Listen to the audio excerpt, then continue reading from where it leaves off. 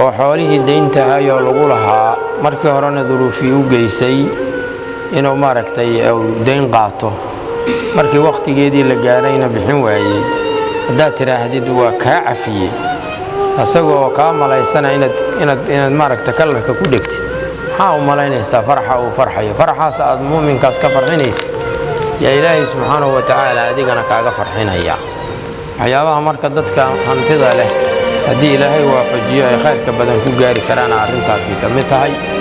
imaamu albukhaari wuxuu warinayaa xadiid anna rasuula allahi sala allahu calayhi wasalam qaal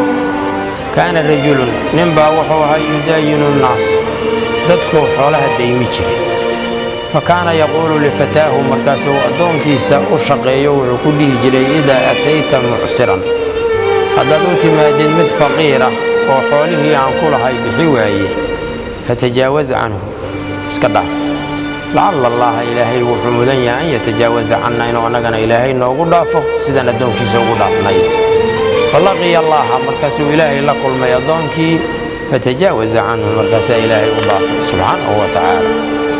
waa arrin qaali ah qofkii ilaahay waafajiyo subxaanahu wa tacaala dadka fuqarada iyo masaakiinta ilaahay wuxuuma weyn waa laysku imtixaanayaa ee imtixaanka si loogu baaso dhinaca cafiska ha la xigsado